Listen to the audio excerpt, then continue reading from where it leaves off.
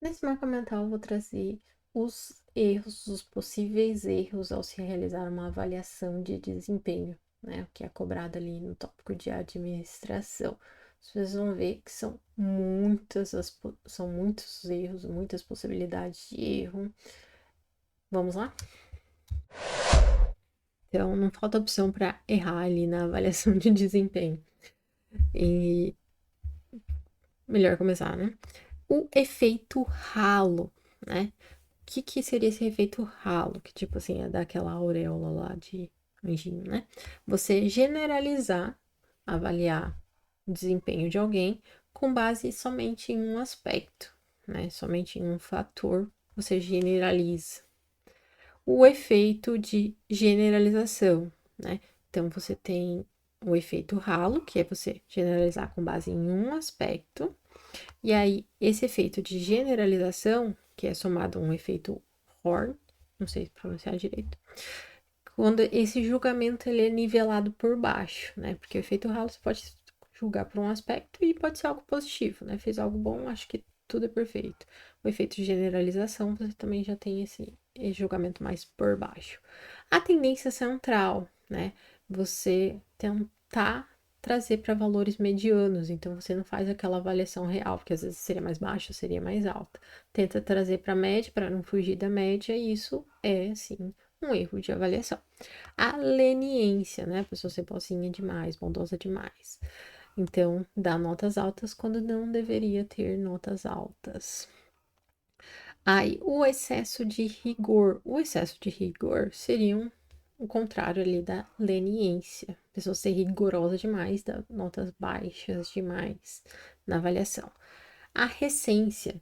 Vocês têm um período de avaliação de desempenho, que, sei lá, um ano civil, e você está fazendo avaliação até no outro ano. Você vai lembrar daquilo que é mais recente, né? Você vai trazer aquilo que é mais recente à tona. E aí, às vezes o que a pessoa fez lá no começo daquele ano, nem lembra, né? Seja positivo ou negativo, tá?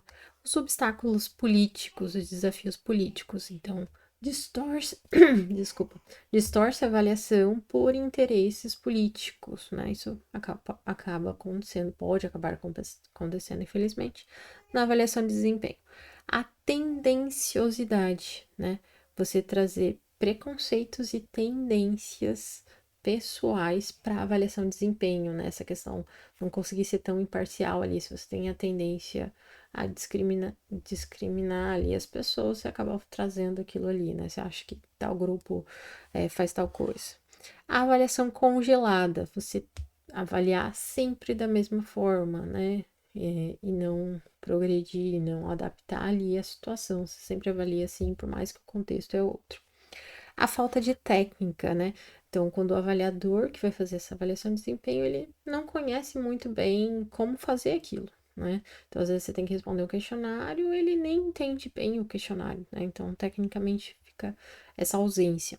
A desvalorização da avaliação, quando o avaliador, tipo, não acha aquela avaliação importante, não faz muito caso e faz de qualquer jeito, então, acaba sendo um erro da avaliação.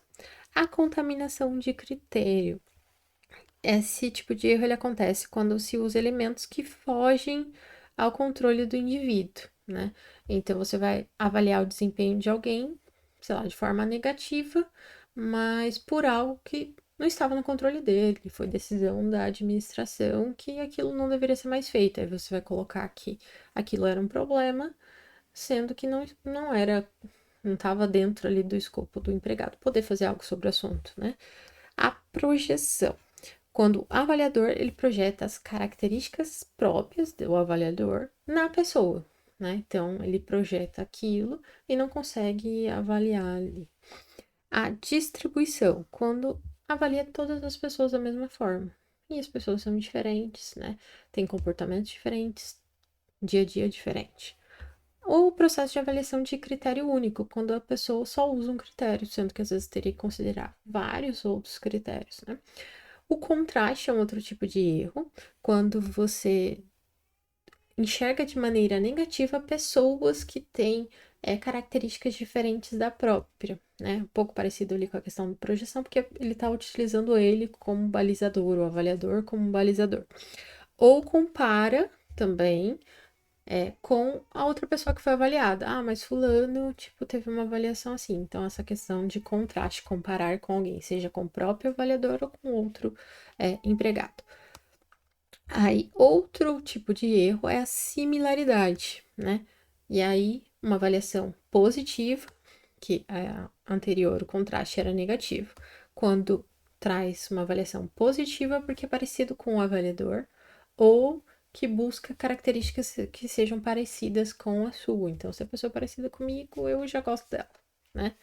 A unilateralidade, um lado só, né? Então, valoriza os aspectos que a pessoa ali que está avaliando julga mais importante. E às vezes aquela avaliação de desempenho não é daquele avaliador, né? Às vezes é da instituição, deveria ser da instituição.